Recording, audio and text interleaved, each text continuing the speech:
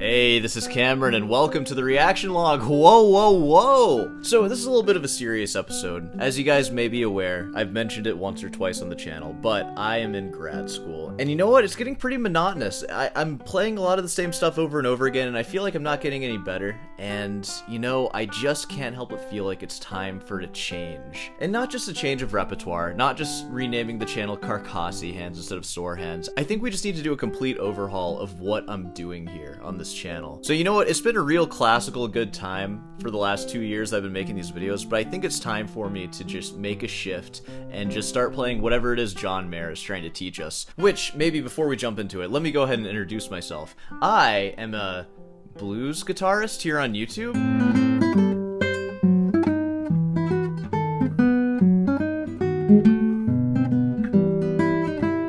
What does it mean to be a blues guitarist? It means that I tried learning a more serious style of music, and then I gave up because I'm not good enough. That's it. Okay.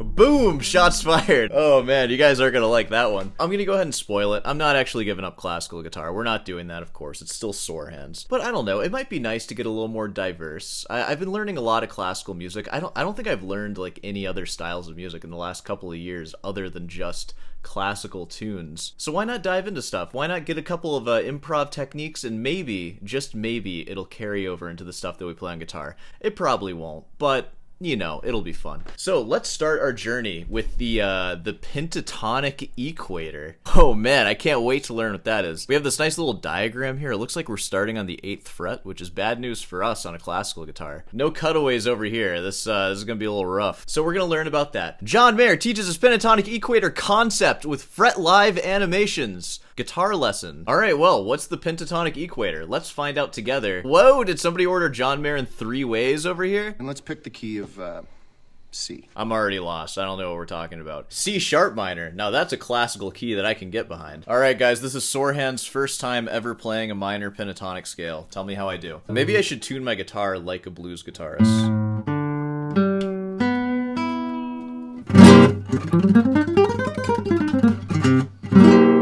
Alright, I'm gonna retune my guitar, I'm sorry. I'm pretty sure most of you watching aren't even classical guitarists too. But you are classical curious. I'm really making classical guitar seem enticing right now. You can be this pompous and douchey if you practice classical guitar. Alright, John, take it away. Everyone thinks about pentatonic.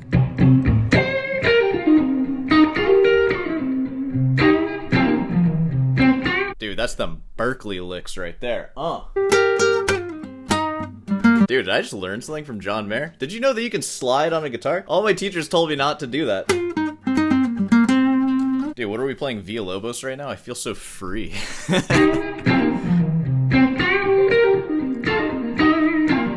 That's all pentatonic. That's what you can do with that pentatonic scale shape. Pretty great. Do you even need the equator? Do you even need to go to the other side of that? Is it going to be any better than that? Let's see. What they teach you when you learn how to play solos is that's minor pentatonic. And that this 4 frets below, really 3 frets below, Why'd you call it 4 frets then? 4 half steps below, really 3 half steps below. 3 half steps below, actually. is the major pentatonic, and it's the same shapes. Getting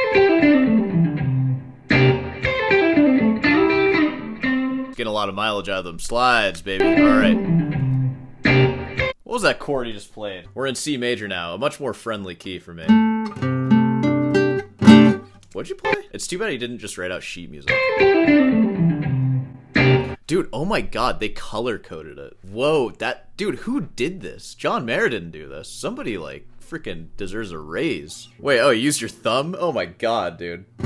It's funny, you might think that this whole thumb technique is actually, like, not classical, but this existed way before the blues guitar did. Back when people used to play, like, on older, like, romantic guitars, like the Lacote guitar. That's what, like, Mertz and Targa played, for example. So it's actually common practice to wrap your thumb around it. And in fact, in the Schubert I play, that sounds like this.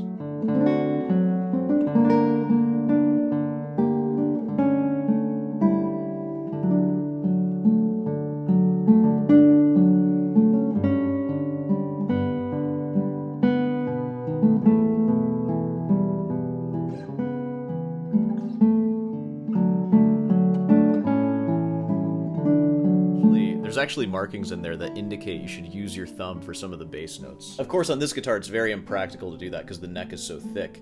But on those smaller Lacote guitars, it was very thin. You could just really easily wrap it around. So kind of a fun fact for you. People were always using silly, wacky techniques on the guitar long before you thought it was cool. All right, moving on.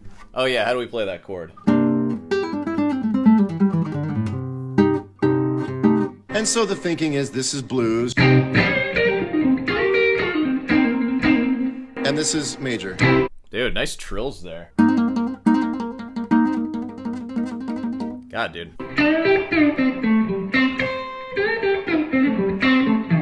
Now the two very, very Whoa, dude, we got a little mystery note down there. That's not in our chart, whatever. different sounds. We've talked before about mixing up major and minor, which is cool. This is sort of a non-applicable and clumsy use of this, but you could call that modal mixture, maybe. Usually that's in the context of like harmony, like if you're composing in major and you have a flat major 3 or something. But if you ever show up to your blues dad rock band and you're like, I'm gonna employ some modal mixture in this solo, you're gonna sound like a dweeb, so don't do that. Just keep in mind also, I'm not a jazz or blues guy at all. I don't know anything about anything. But the cool thing that you get when you mix a major and minor pentatonic scale is you get a little dominant arpeggio in there, which is sort of the cornerstone of blues to my understanding. You know, it's all just dominant chords, so when you mix all those together, all that's an option now. Again, I'm not the person to get this freaking information from because I don't know what I'm talking about at all. And what I'd do if I wanted to fake my way through a blues is not even think about major or minor pentatonic, but I would just think about the dominant arpeggio.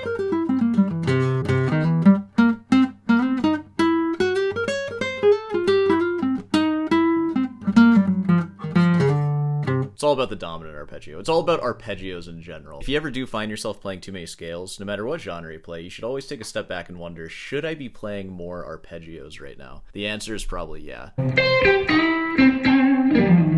So that's... And he's kind of doing it too. If you really like listen, like he's hitting like the chord tone, the chordal third there, like landing on that. Which is like, it's a grayed out note too, which makes it seem like it's like less important. It's from like the major parallel pentatonic, but that's like the money note right there. That one and that one, the tritone. All right, moving on. both, right? I'm going to show you how to play minor pentatonic in the same spot you play major pentatonic. All right, we're getting into the weeds of it now. All Duh, right. we already knew this. I'm going to come clean and say, I never really thought about this until the last couple years. Dude, that's freaking nuts that you went to Berkeley and they didn't even teach you that. I don't think he graduated, to be fair. Wait, did John Mayer graduate from Berkeley? Dude, if he did, and he didn't know his pentatonic scale in 5 positions, that's crazy, bro. Okay, he only went for 2 semesters. I guess he didn't take the fretboard harmony class at Berkeley, so they didn't cover the pentatonic scale. Something that you learned when you were 11 in your bedroom. Like, he didn't know, I guess. Okay, So whatever. you're in C. I want you to think of the C across the neck. Dude, that noise gave me a jump scare. I thought, like, someone was in my house or something. Oh my god. I want you to think of the C across the neck as the equator. Yeah, like the equator that's in the sea, you know, the sea on Earth. There's an equator passing through it. I guess that's an ocean. Dude, shoot, you think I'd know that? I graduated from my university. And this is sort of above ground and this is sort of below ground. So everyone is always thinking about, here's C, everything happens above it. Let's be symmetrical and move out this way and out this way. Yeah, it even has assonance. Let's be symmetrical. Think of it that way. That's how you remember this, okay? And the way you would do that is go... Even though it isn't symmetrical, but whatever. Instead of... You're really just moving...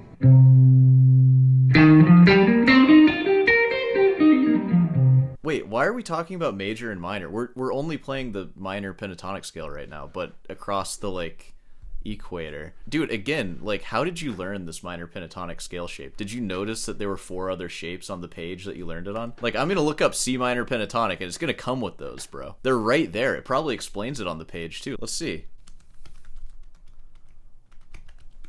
Yeah, look at that. Let me get a clip of that again. And immediately I typed in C minor. It's like, are you sure you didn't mean C sharp minor? Like, even my computer is like, who is playing in C minor, you freaking dingus? Like, how did you learn the minor pentatonic scale? You learned it from a chart, I'm sure. Was it this one? What'd you think position 5 was for? It says 8 right next to it. It has an 8 right there. Boom, there it is. It's right there, dude. You didn't realize this until a couple of years ago? BS. There's no way you didn't realize that.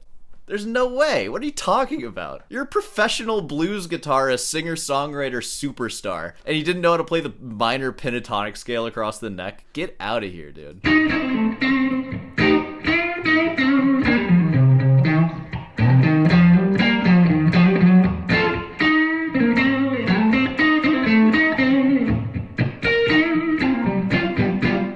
So that's really in the same spot as yeah. major, but you're playing it in minor, and what that means is that the ergonomics of it are flipped, and I'll show you what I mean. Oh, dude, so I guess, like, maybe it's just blues culture that it's so ingrained in you guys that there's minor on C, and then for major, you take the same thing and move it down 3 frets. And now he's saying if you, like, raise some of it up, then it's gonna be minor still? This is intense, dude. No wonder they didn't get to this after 2 semesters. I don't know. This is semester 5 stuff right here. This is for the juniors. So a lot of what guitar players play is based on what's available to them in terms of hammer-ons and pull-off.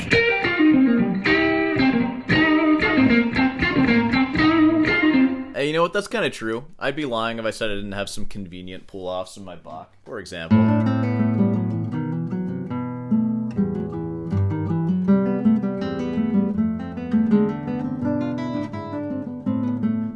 freaking hard piece. All right. But there's all these, it gets inverted when you go. It gets inverted. Not in the way that you might think if you're a musician, but inverted in like a geometrical sort of way. I don't know, like shapes. You know, like remember when you were a kid and you used to like rotate a block, or you would like do that? That's what we mean by inversion. All right. Dude, I'm like, I am a freaking douchebag. Wow, look at that. I'm sorry. So take this.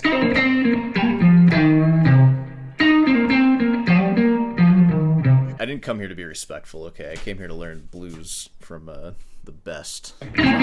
John Mayer's the best guitarist on earth right now, is he? I'm pretty sure he is. That would be an interesting duel. John Mayer versus Marson. Post in the comments who wins. Like, obviously, John Mayer's music, way better. Like, but Marson's got that technique, though. He's got that Polish conservatory technique, and I feel like he would smoke John Mayer in a lot of...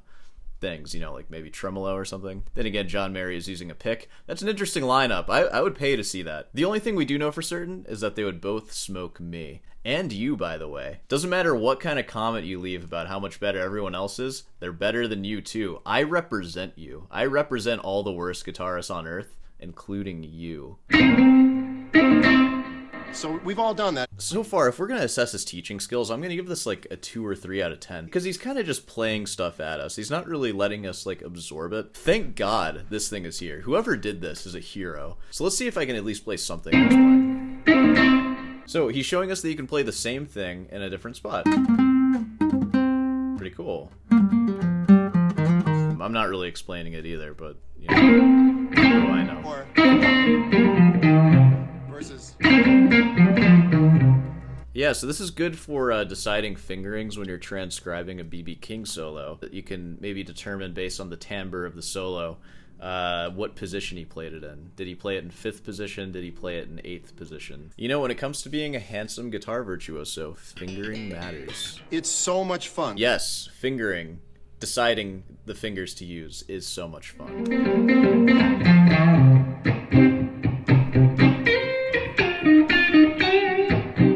Oh, he's just kind of jamming. Major.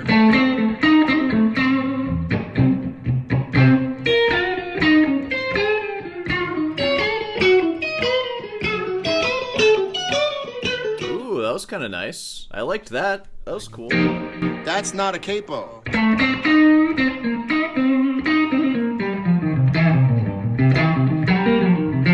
Like, we've gone through about half of this lesson. I'm not really sure what I learned yet. And I'm not saying that because I know everything already. I'm saying that, like, learning the same scale in a couple of different spots, he's not really giving us, like, licks or anything to actually practice. He's just noodling for us. I don't know. I'm not really sure what to make of this. Is this going to go anywhere? Playing.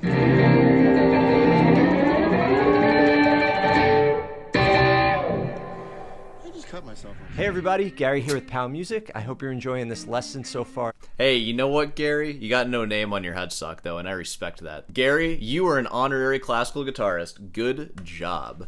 Alright, dude, also, wow, you're doing very well. 4 million views on someone else's guitar lesson, that's insane, bro. And you know what? I said that you deserve a raise. You got your raise. Whatever the money you got from this thing, I'm sure that was worth it. That's freaking nuts. Alright, I think we're about done here because I don't think we're actually going to learn anything. I think I'm rediscovering my love for classical guitar now. I'm ready to end this video and go practice some Bach, maybe record a practice log. But, I mean, maybe just one more search to see if there's something that can get us into this. Oh my god. Marty Schwartz teaches us 3 John Mayer guitar tricks every player should know. Hey, I'm a player and I want to know things. That's why I'm in grad school, by the way. And this is a Marty Schwartz video too, so you know he's actually going to teach us how to play it instead of just noodling at us. I hope. So, how about this? I think we have all the prerequisites we need to learn some real John Mayer licks. In part 2, we're going to go into this Marty Schwartz video. How does that sound, everybody? Whoa! New beef, new drama just dropped. Oh my god. I'm just kidding. This isn't drama at all. I'm just freaking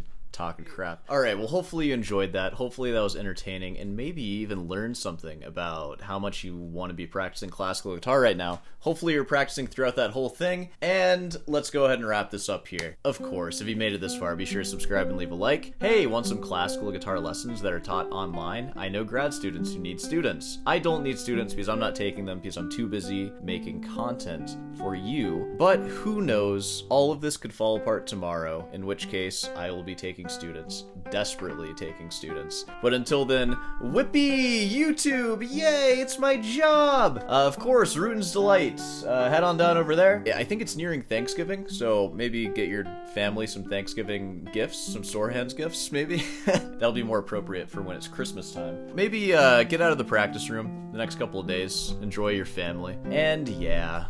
Alright, well, I'll see you in the next one.